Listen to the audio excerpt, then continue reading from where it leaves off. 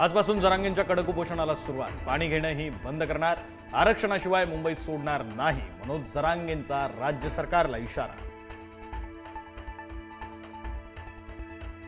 काही लोकांकडून आंदोलनाला गालबोट लावण्याचा प्रयत्न, विखे पाटलांचा आरोप। मुंबईकरांचं दैनंदिन जीवन वेठीस धरू नका, आंदोलकांना आवाहन।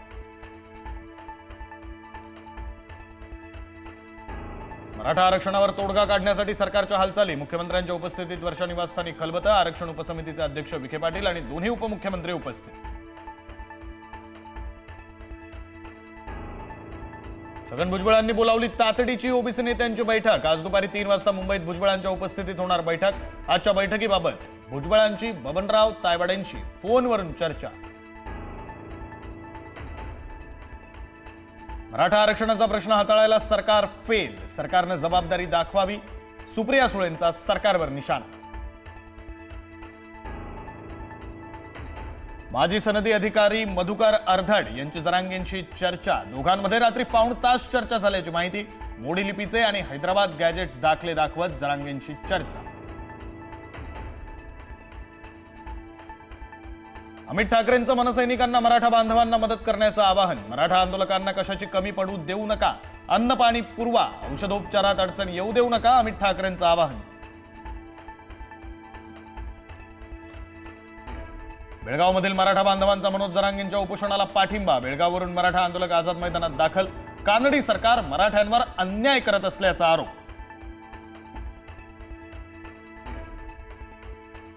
सीएसएमटी स्थानकाबाहेर मराठा आंदोलकांची गर्दी। सीएसएमटी आणि पालिकेच्या दिशेने येणारे सर्व मार्ग आज वाहतुकीसाठी बंद। पोलीस बंदोबस्तात देखील वाढ। मुंबईतील दळणवळणाचा गंभीर पेच निर्माण होण्याची शक्यता। सकाळपासून नोकरदार कामावर येण्यास सुरुवात। सीएसएमटी स्थानकासह परिसरात गर्दी वाढण्याची शक्यता। सीएसएमटी स्थानकात मराठा आंदोलकांनी पोलीस अधिकाऱ्याला खांद्यावर उचललं। पोलीस सहकार्य करत असल्यानं खांद्यावर घेत व्यक्त केली कृतज्ञता।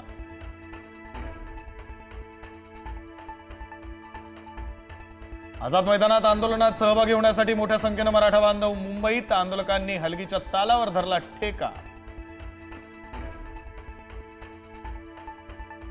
शरद पवार 14 आणि 15 सप्टेंबरला नाशिक जिल्हा दौऱ्यात स्थानिक स्वराज्य संस्थांच्या निवडणुकांचा रणशिंग फुंकणार। निवडणुकीसाठी रणनीती आखली जाणार।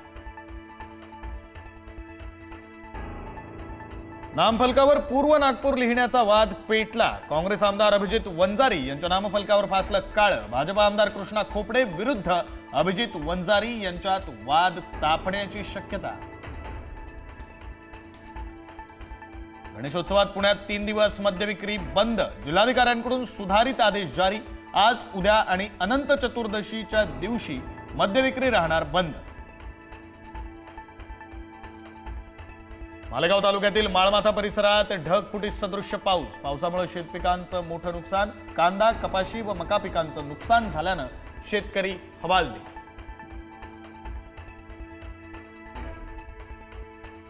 गॅस गळतीमुळे 5 जण बेशुद्ध अवस्थेत आढळले। चिमुकल्या बहीण भावाचा दुर्दैवी मृत्यू। सोलापुरातील लष्कर भागातील घटना। वडील, आई, आजीवर उपचार सुरू।